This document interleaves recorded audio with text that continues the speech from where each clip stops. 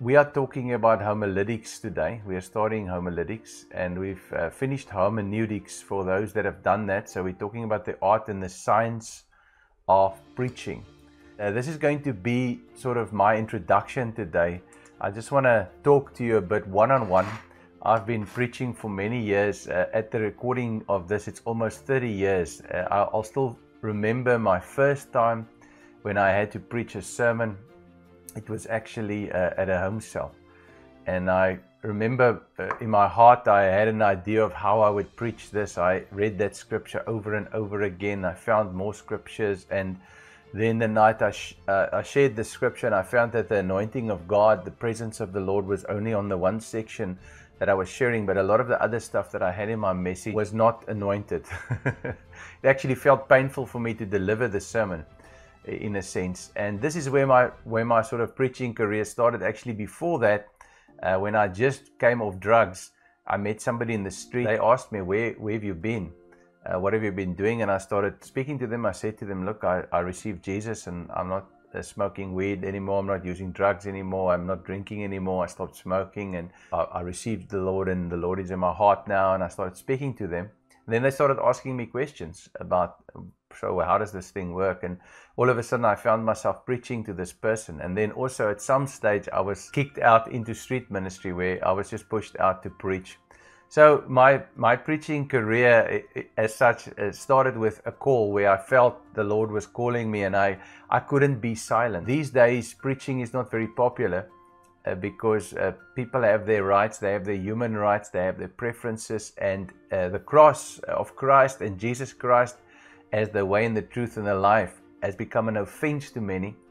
And even the Christian faith, in the Christian faith, we've sort of diluted our messages, and we try to have more motivational messages that's applicable to all faiths and all belief systems, and we miss what preaching actually started out to be, why people started preaching. I want to say at the onset that I'm going to be sharing today just some bits and pieces. It won't all be in your notes, so you need to grab a pen and grab a piece of paper, and as the Holy Spirit leads, we'll be sharing it. You know, for me, Heartbeat Christian Academy is an awesome opportunity to share with God's people. And even after I might be gone, Christ might come and I might go, or this body might give out one day when I'm old. These lectures and teachings will still be available for people. It's my heart for pastors and for those ministers, even lay people that are not full-time but that have a ministry function. It's my heart that they experience the presence of the Lord, and that they experience what they are supposed to experience in their ministry and get to the maximum potential.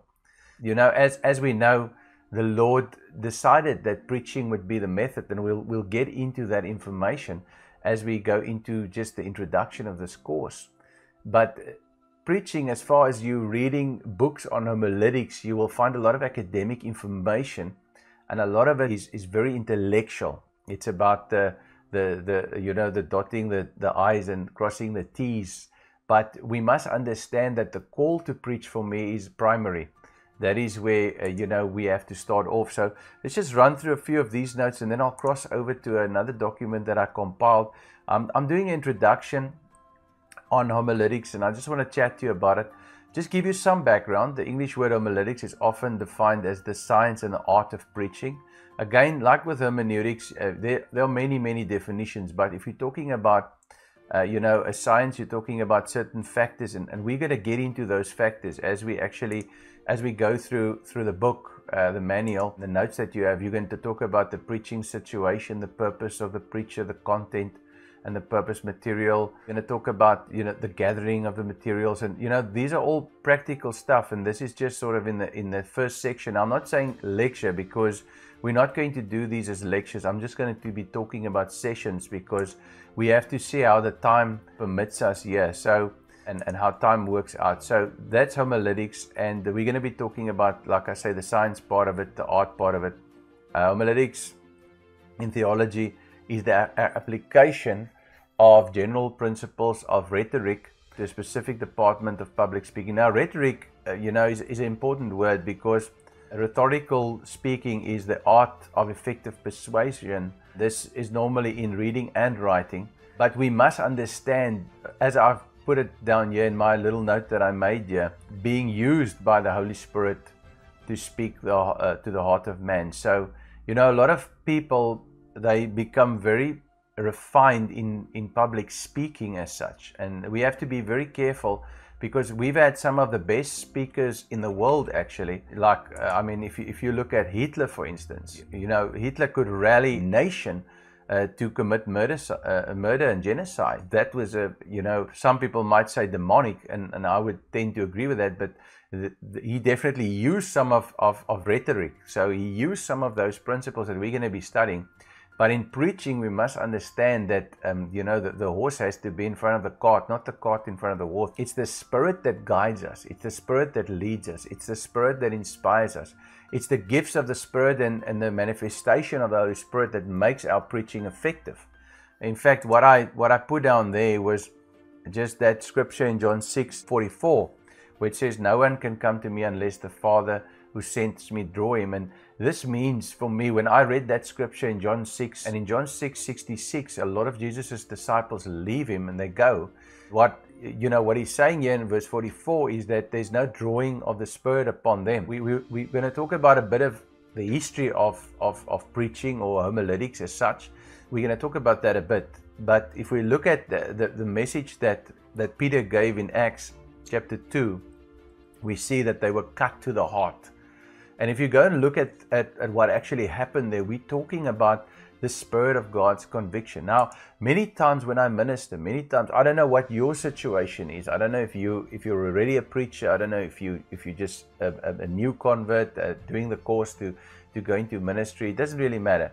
I don't know what your experience is, but my experience is when I'm speaking and I've got my notes. On the one side, I've got all my notes, and we'll be talking about these things over and over and over again. There are practical things that you have to do, because else you're going to what I would like to call crash and burn. Even if the Holy Spirit helps you, even if there's a great calling upon your life, and you don't look at the rhetorical principles, the what we would define as the science, and you can't take the scientific elements of homiletics and then apply them in an artistic fashion, you know, you are not going to be running at full potential. So many times when I preach, I've got all my notes, I've done all my due diligence, I've done whatever we're going to be speaking about in this course, and also what we spoke about in the hermeneutics course. So we've done all of that, and then I sense how the Holy Spirit starts leading me into certain directions. And sometimes it's a bit off the notes, and I know that the theologians and those that are trained in formal seminaries, and especially your denominational preachers, they will have a great problem with what I'm saying now.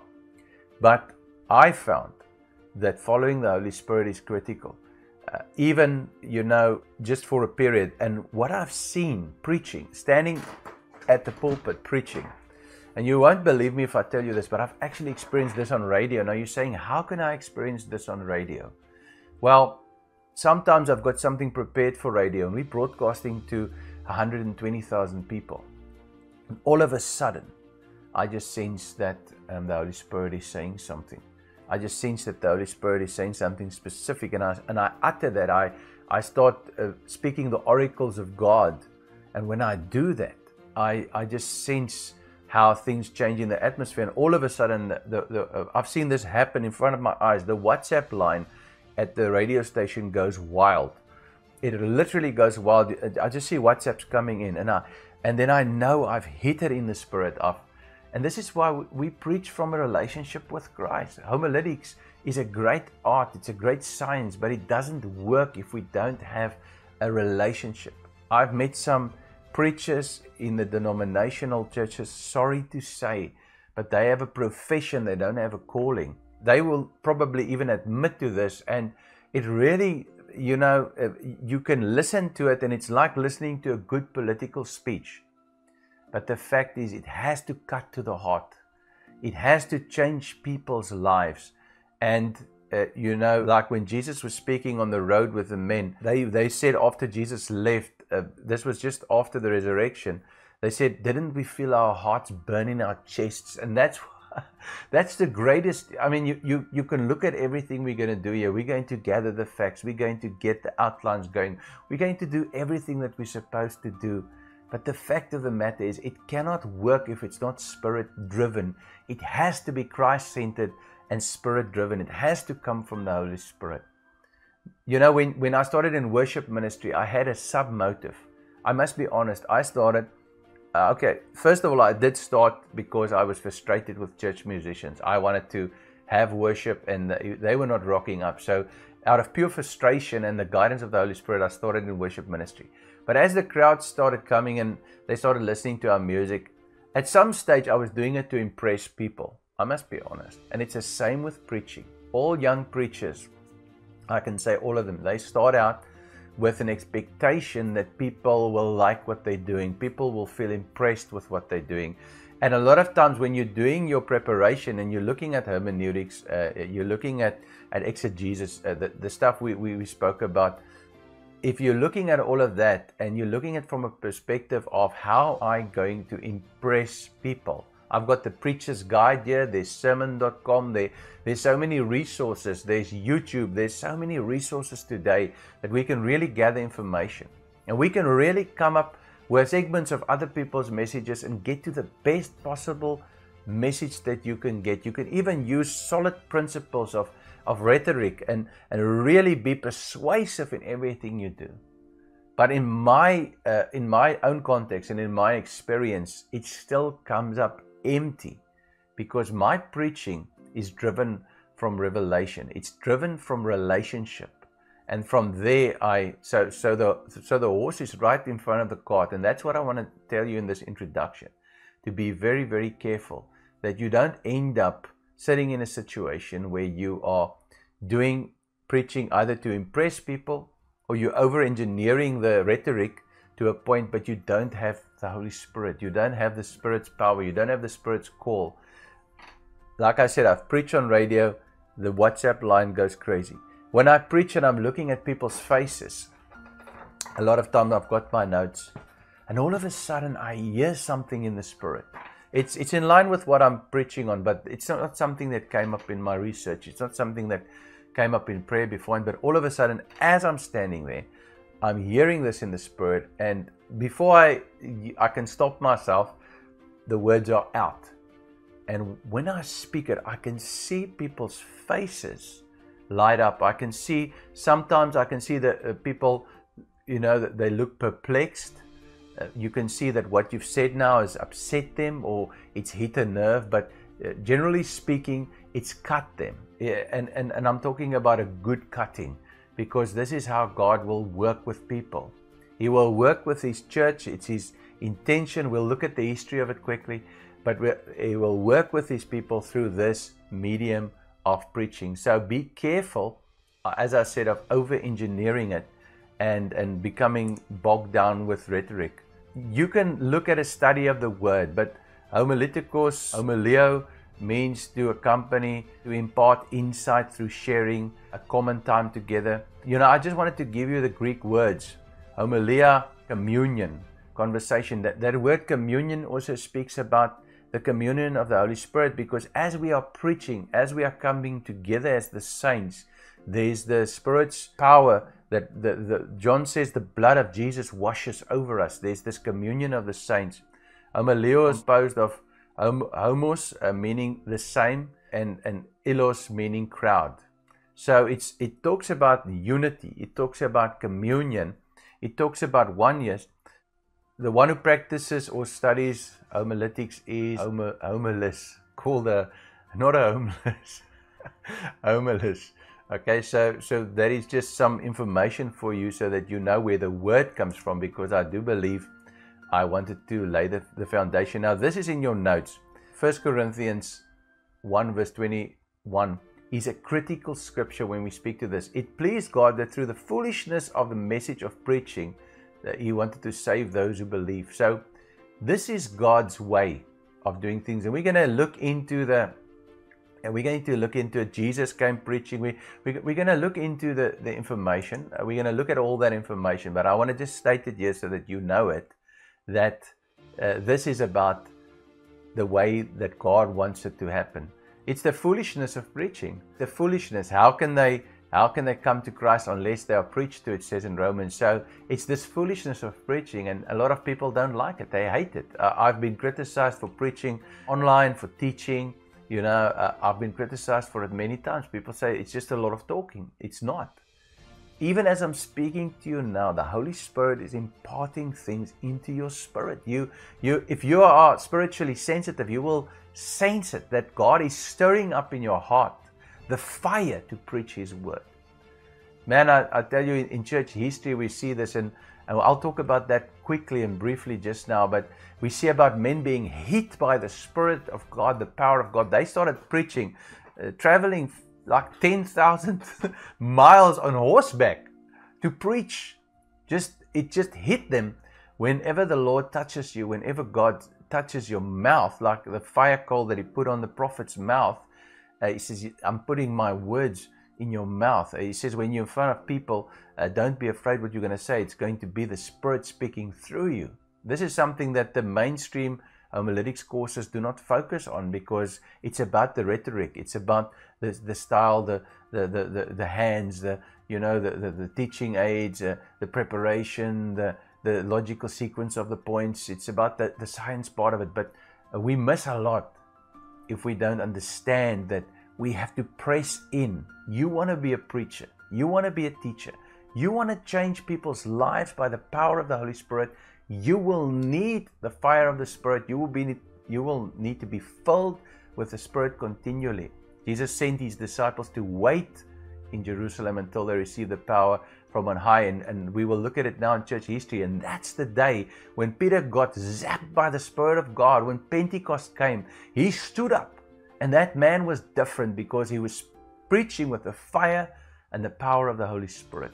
And that's what we need to understand. We need to ensure that this is the basis of our study in this course. And that's why I'm stressing this in the introduction. We need to understand that this is the basis. This is what the Spirit of God said to me when I said to Him, Lord, I've got so many places to start this course.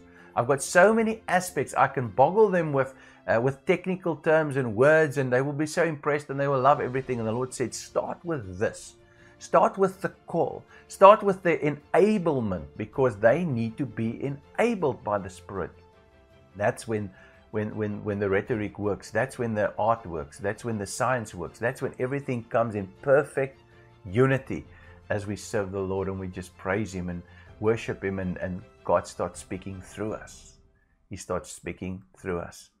So 2 Timothy 4:2 says, preach the word, be ready in season and out of season, convincing, rebuking, exhorting with all long suffering and teaching. We are instructed to preach in good times and bad times.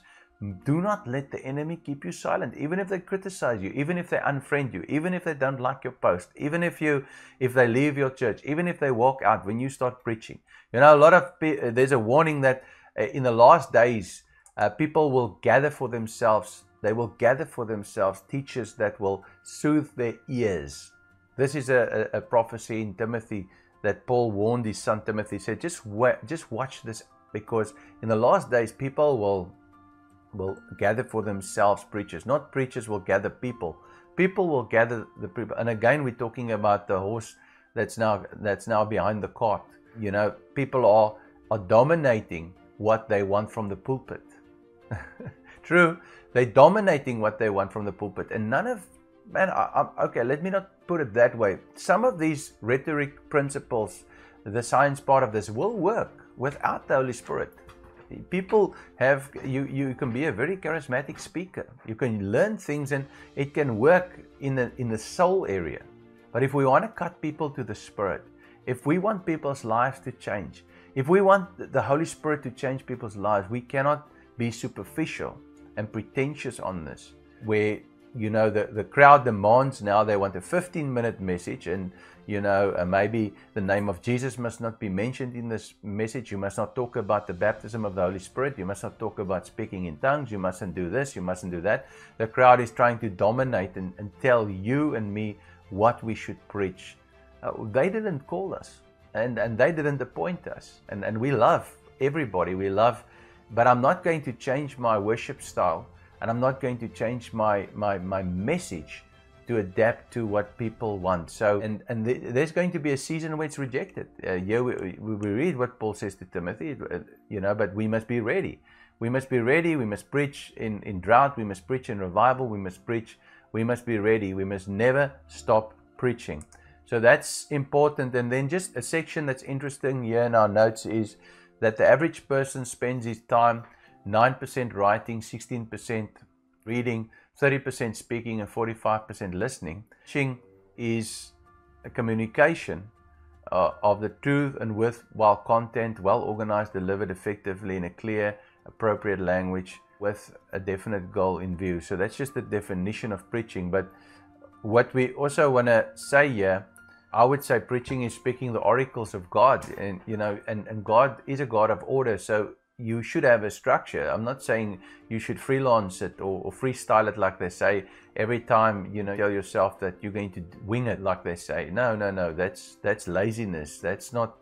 I'm going to go step on the pulpit and ask God to speak through me. No, this is important. Homiletics is important, and it's important for us to do the due diligence and the work, because it's disrespectful to God and it's disrespectful to people if you are not prepared. If you come there unprepared in the name of Jesus and you over spiritualize it. No, the core and the basis is the Holy Spirit. But then comes the due diligence and the preparation. The Holy Spirit then works with what you've put in. He can then, put His supernatural with your natural. So you have to add your natural, and then He will add the supernatural. But if there's no natural, He can't add the supernatural. So don't be lazy and then say no. So just something that we have to remember. Then we must understand that the fact is, so many people speak, that high percentage of the time where you're speaking 30%, but it's not trained in school. But here in our notes, it says that you can learn. You can learn how to do things. You can improve. And I saw this. Let me be honest with you. When I went to radio ministry a few years ago, I was, by God incident, I like to call it no coincidence, God incident, I went into radio ministry. And what I found was that I had a lot of shortcomings. These were not spiritual, they were physical. And recording myself for certain segments of radio and listening to myself, I started hearing certain things. I was swallowing words. I was using vocal fillers. I was breathing incorrectly. There was a lot of things that I did wrong. So what it's saying when we talk here about flowing preaching in this section that we're speaking about here, it's saying that you can improve, you can develop. God wants us to stretch ourselves. God wants us to improve. God wants us to put in the due diligence. So you must balance the spiritual with the physical.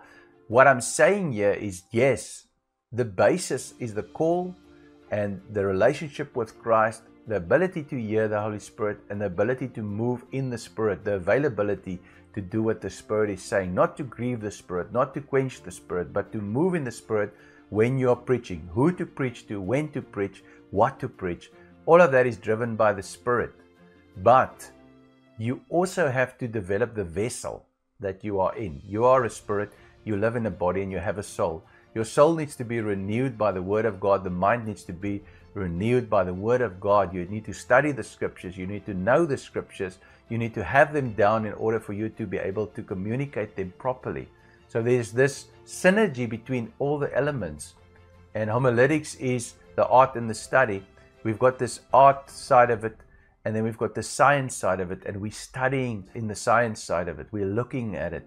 And then artistically, we are looking at the way we do things that will be possibly a problem. For instance, homiletics will teach you not to put your hands in your pocket and talk with your shoulders down and mumble or swallow your words, look away when you're speaking.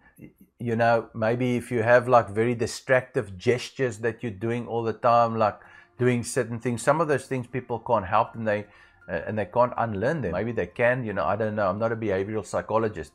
But what I'm saying is there will be a process of evaluating I want to call it a product, the product that you present. I'm doing, even here when I'm presenting and I'm teaching this class, this is a product. There are elements to the product. There's the slides, the quality of the slides, there's the quality of my video, the lighting in the studio, the audio, the background music, which I, for some other reason, like. Some people don't like it. I just like to have a little bit of background music there. Might be irritating, might not, I don't know. But there's the elements of that. And what I had to do to really look at this product, I had to ask God, what do you want me to teach? What is the content? But how am I going to package the content? That's where Homilytics comes in. How am I going to package that content? If I did this video standing outside with the cars carrying on, and no bad lighting, and no tripod, my camera falling around, and audio, you can hardly hear what I'm saying. If I did it that way, I mean, would it have the same kingdom value and effect? Because I've really not done the best that I can do.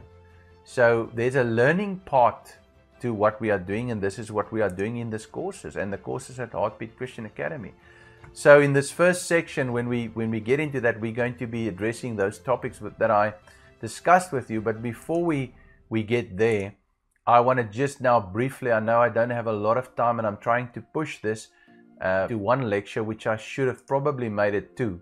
But I've worked on the history of preaching. It just says here, those originally charged with the task of proclaiming God's word revealed to man as they spoke. Okay, so we're talking about those who were originally charged.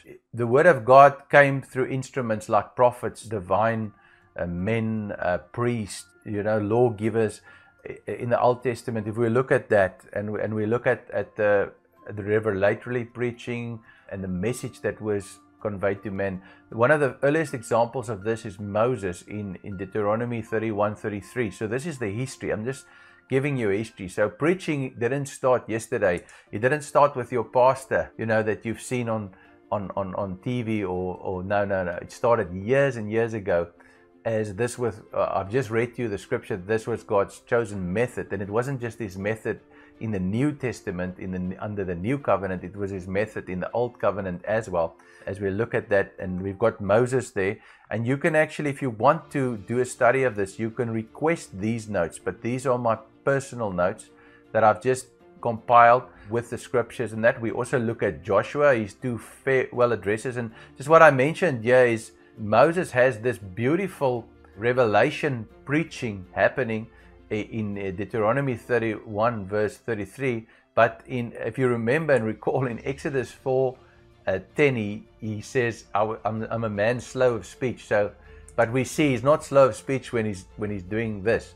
And what we found was also, if you look, a man like Smith Wigglesworth, who's known as the apostle of faith, Smith could not speak. He had a stutter, and yet even back before the Lord touched his mouth, and before the Lord actually healed his stutter, he would get on the pulpit and he would speak perfectly. He would preach perfectly, and then when he got off the pulpit, he would be back to stuttering again. So a lot of times there's an enablement from the Lord. I know the Lord touched these, if I recall correctly, historically the Lord touched his mouth, took the stutter away.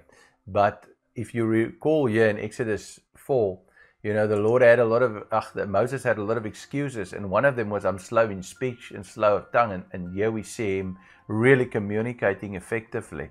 So it's just nice to notice that. Then also we've got, and we're just running through the history here very quickly. I mean, I didn't have the time to really go into this very deep.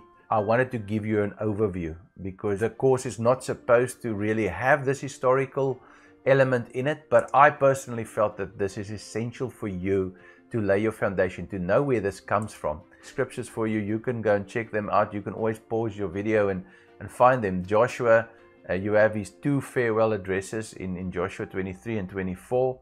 We've got David and Solomon, and there's a lot of different types of preaching. David denoted in Psalms, revealing the nature and the character of God to us. There's all those Psalms, and then also different explanations, and also here Solomon, his son, all the instructions in Proverbs, and even then he taught the address at the dedication of the temple which is Second Chronicles. Then we've got the prophets. We've got Isaiah, predicting the future, yes, and also giving words.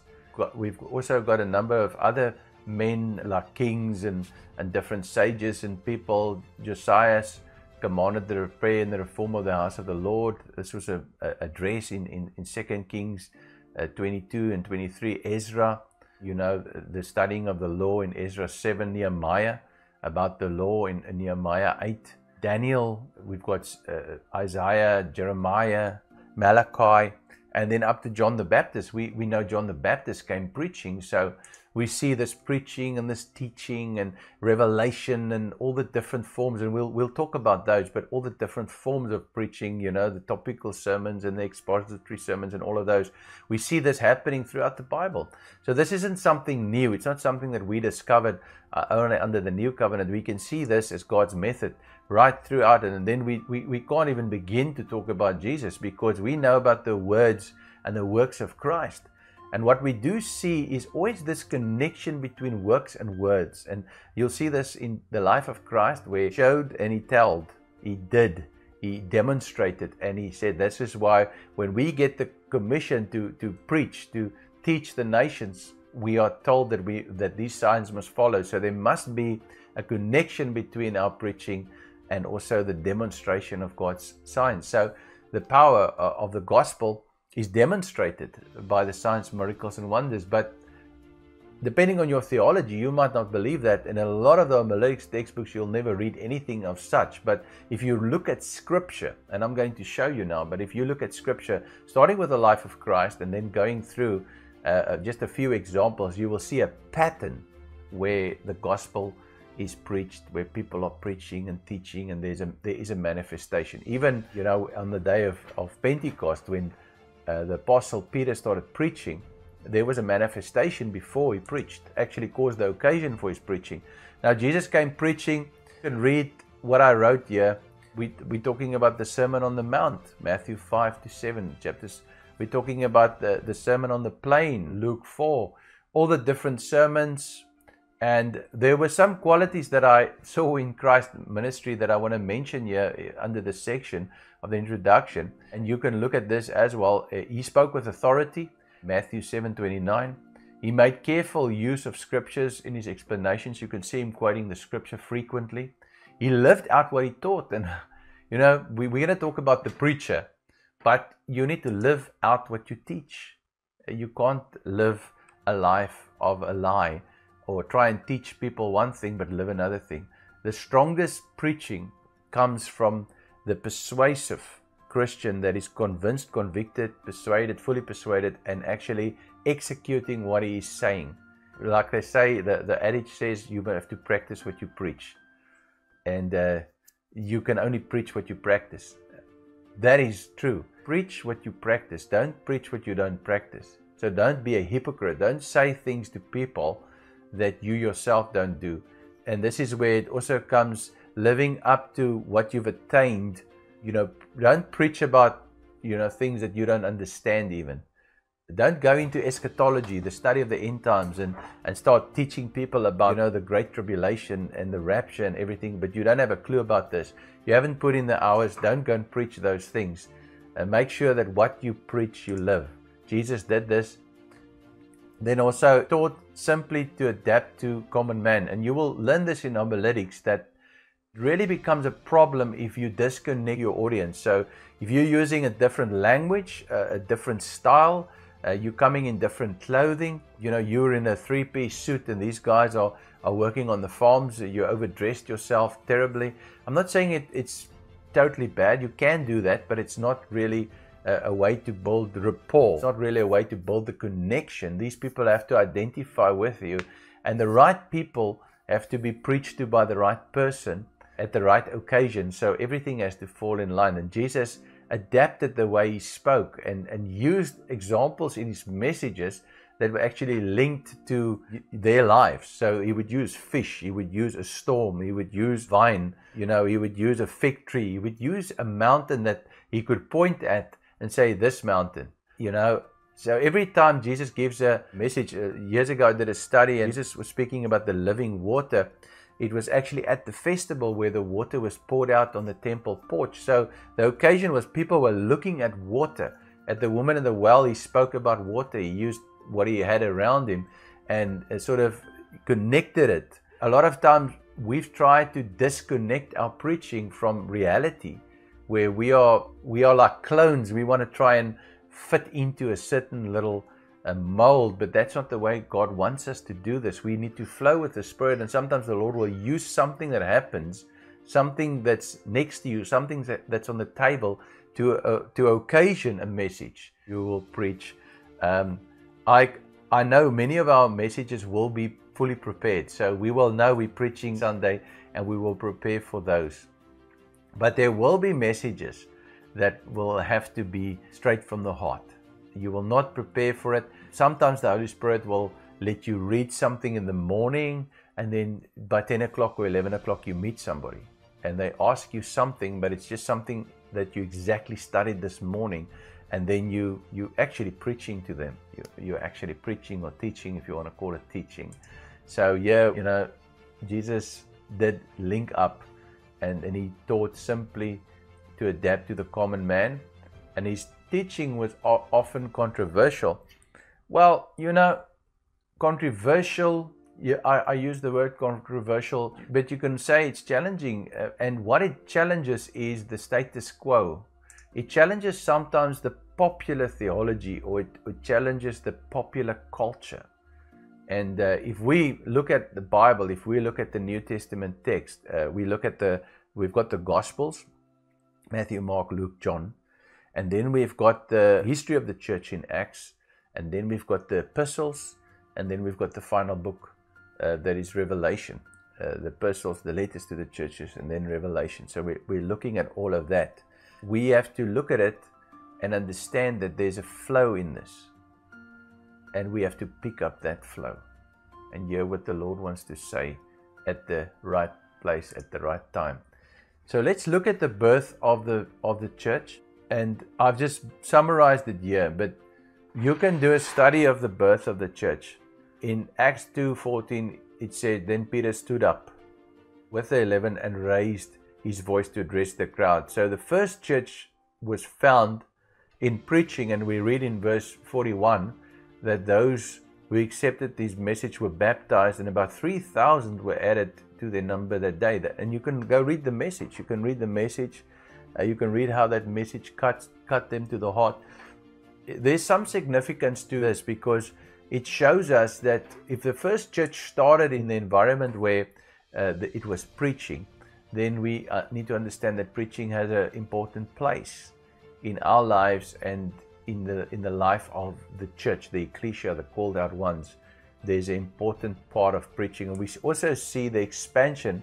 I normally call this the expansion of the church that happened because of Stephen, who preached. Now it says here, "Now Stephen, a man full of God's grace and power, did great wonders and miracle signs among the people." So Stephen's preaching was not just preaching, but it was actually a manifestation of signs, miracles, and wonders.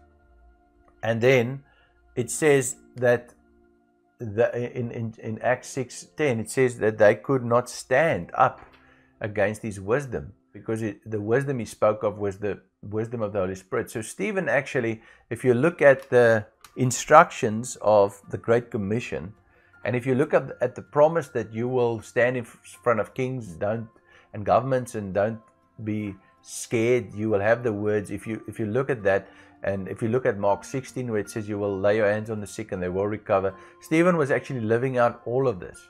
And we know that he was killed and persecuted for it. But it did have an effect, because when we go to chapter 8, we will see that there was a persecution that erupted in Acts chapter 6 after Stephen was martyred. But it says there, those who had been scattered preached the word wherever they went. So even the persecuted church, as they were persecuted and they were killed, and there was this persecution that it's called sort of the first persecution, the persecution that broke out against the church. That persecution scattered the church, and as the church scattered, they They preached wherever they went, and where they preached, people would either receive or reject the gospel. So this is how preaching works. This is how God expanded the church. So it wasn't just the initiation of the church starts here, where Peter gives this message. The first 3,000 church members are there, members of the body of Christ. And then, even before that, the apostles, they came in because of Jesus' preaching, his words, and what he did. So the manifestation and the preaching, they were drawn. Then we've got the first church going, and here we've got persecution. They think they killed Stephen, but what they did is they sowed a seed in the ground, and it produced many. Like Jesus said, unless a kernel of wheat falls to the ground. Stephen paid with his life. He was a martyr, but the church scattered, and as the church scattered, it says there in Acts 8:4 that they preached. They preached wherever they went. And then Philip went down to the city of Samaria and proclaimed Christ there. So Philip went to Samaria, the Samaritans, which, had not been preached to. We know Christ had some experience with them when he was at the well there. When the crowd heard Philip and they saw the miraculous signs he did, they all paid close attention to what he said. With shrieks, evil spirits came out of many, and many paralytics and crippled were healed. So there was great joy in that city. So here in Samaria, we've got Philip preaching. He's starting to move into the less Jewish, because the Samaritans was a form of Judaism, but a diluted form and not acknowledged by the Jews of the day. They were not seen as total Gentiles, but they were definitely not seen as Orthodox Jews. So Philip scattered as the church starts fleeing from persecution. It flees into all sorts of territories, but it goes in the power of preaching and proclamation and demonstration. Proclamation and demonstration of the Spirit's power. This again, when people start arguing about the dispensations, they start saying the apostolic era or just the apostles. Stephen was not an apostle. So, there's a lot of debate about this, but we see this pattern and we see it continue in church history as well as we go through. Then we've got Saul in Acts chapter 9. As Saul comes to Christ and he goes through this process in Acts 9:20, it says, at once he began to preach in the synagogues. So Paul just jumps in and starts preaching his ministry. And we know how that he did his 3 missionary trips and that he went preaching to all the Gentile nations. He was called to the non-Jewish nations to preach the gospel of Christ. And we know through reading through Acts, we can see the history of that preaching, teaching, and demonstrating. And there is a great example of homiletics. Is Paul was trained. He was trained in school and he was a scholar. So he could use what he had in terms of rhetoric, and God added the power of the Spirit with it and used it in a mighty way. So the Lord will use what you have, and you can also get a bit more by studying to show yourself approved, by pressing in. You see this in Paul's life. Paul's influence was not just because of his Damascus Road experience, but it was also because of his experience of studying under Gamaliel, a great Jewish scholar. And historians believe that Paul studied under him since the age of about 6 years old. Paul was taken to study under this great teacher of the Torah, the Jewish Old Testament and the Jewish books, and he was a student of this. That's why he became this great zealous persecutor of the way, or the church, the early church, because he believed that this was a sect and it was incorrect, until he met Jesus on the road of Damascus. And he didn't know who Jesus was, and he was blind. Ananias came to pray for him, opened his eyes, and after this occurrence, what's the first thing that Paul feels he has to go do? He has to preach. So he goes at once and he preached in the synagogues. And we know that Christians had to actually rescue him because they wanted to kill him because of his preaching, because he was too wise for them. Being a student of their own Torah, he did not come with an uneducated approach. You look at some of his sermons. I think I listed one on top here, yes, in Acts 16 to 31. If you look at some of his sermons, some of the ways he spoke to kings, he spoke to priests, he spoke to the crowds. Paul had a good way of speaking. And yet in 1 Corinthians 2:4 he says, he says, my preaching was not in persuasive words of wisdom, but with a demonstration of the Spirit's power. 1 Corinthians 2:4. I rest my case on that because we have to have the demonstration of the Spirit's power as we are preaching. And I know this lecture is getting long. We are trying to cover the history here, and we are running through it. We are actually just brushing over it quickly. But the notes are there. There are some scriptures here if you want to do some more research. But I think it's going to give you a good enough foundation. Let's end off with this thought. There's a great heritage of Christian preachers. And what I wrote here in essence is, sometimes we find a preacher produces a movement, and sometimes we find that a movement produces a preacher. But if we do a study of revivals in the Christian church, we look at the power of the Holy Spirit move and the revival that burned. We can look at Wesley, we can look at Protestant Calvin, we can look at Luther, we can really study from the Protestant movement straight up to Pentecostalism, even in Wales, 1904, 1906, Azusa Street. We look at all of these revivals. We look at how preaching played a role. The night Evan Robbins in Wales asked to share a message with about 10 or 13 youths in a side hall at the church, the vision that God had showed him. And as he shared this, the power of God started moving. And, it actually moved in many churches where people were sharing and the Spirit of God was moving and convicting people. The kind of words that they were saying, if you read the text, it was not the most eloquent, persuasive words, but it was just as if what I mentioned in John 6:44, the drawing of the Spirit was upon the people. And Evan had paid a price over years and years of building intimacy with God. He used to mumble in the streets. People said he was mad. They were unsure what he was doing, but he was building up, and he had this desire. He had this fire inside of him, which culminated to a point where he gave that message. The fire of the Lord started burning. So Evan's preaching, to a degree, ignited the revival. But if you look at John Wesley again, John Wesley and his brother Charles, and I think George Wakefield, they were praying, and when the Spirit of God fell upon them at 2-3 o'clock in the morning, they were on fire for God. So the move came, the preaching followed. Then Wesley started preaching throughout England, and he started traveling, and Wakefield and all those guys started moving on their horses, and they started. There's so many. I mean, we don't even have the time to touch on them. But we can see that preaching has always played a significant role in moves in the church, revivals and what you can call religious movements and revival fires that burn. There's always been a connection with preaching. And that's my story. I wanted to just give you some information on church history, and I wanted to give you an overview. Just remember what I said as we started off here.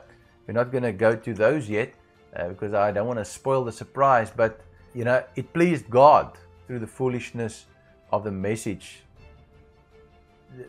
preached to save those who believe. So it pleased God. This is the way God, we've just looked at it through the Bible, and we've also looked at it through church history.